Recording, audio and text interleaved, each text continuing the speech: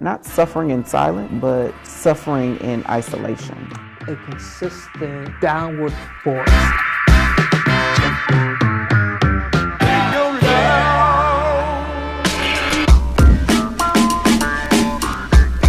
I think we grew up in the last days when you had to think and truly apply putting this together, that together to get a solution. But I count that a privilege. It is extreme privilege to be able to think that to connect to somebody, I actually got to go connect to somebody. You have to talk to someone. I got to open my mouth and talk. But the lives that we lead culturally, not just gay people, but people in general, are so individual now. Having a close-knit community around, a community of support, is privilege. Having health insurance, access to health insurance, even if you don't access it, those are privileges. But I think that level of privilege to create undetectables or to create people who are successfully living with HIV, it feels like it creates this dichotomy. Either you're like the good kind, where you're undetectable and taking care of yourself, or you're the bad kind. And it seems like we're creating a new level of stigma. Is that your experience?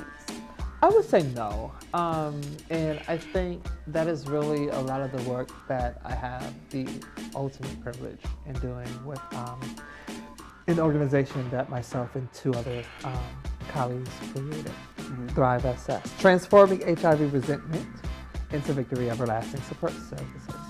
And again, I think the conversation truly is centered in health.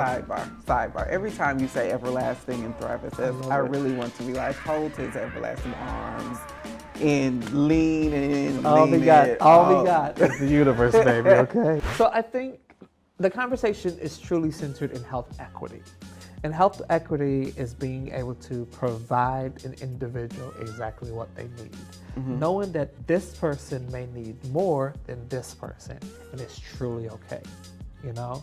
So my conversation around undetectable is, yes, you really, as a person living with HIV, you really should be virally suppressed, being that it increases your health outcomes. Okay. But if you're not undetectable, okay, you can still achieve better health.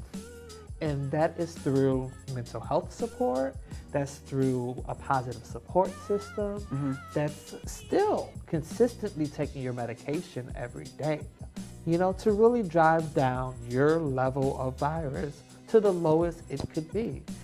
You don't have to be under 20 copies.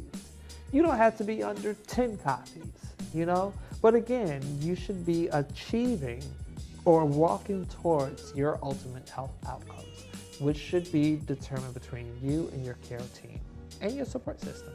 You said mental health. What does that mean when you have the rest of the world that's black around you being like, bro, you don't need that. Black people don't get sick. Black people don't do this shit. Black people. I think it was a Greek god, Atlas, who held the world on his shoulders. His shoulders. I think it is a consistent downward force being placed on you, unrelentless, you know? And I really think we really have to create better ways to discuss it. I think the easiest thing that describes it is like when you're updating your phone and you have the terms of conditions and you really just don't read it, you just go to the bottom and say, I accept.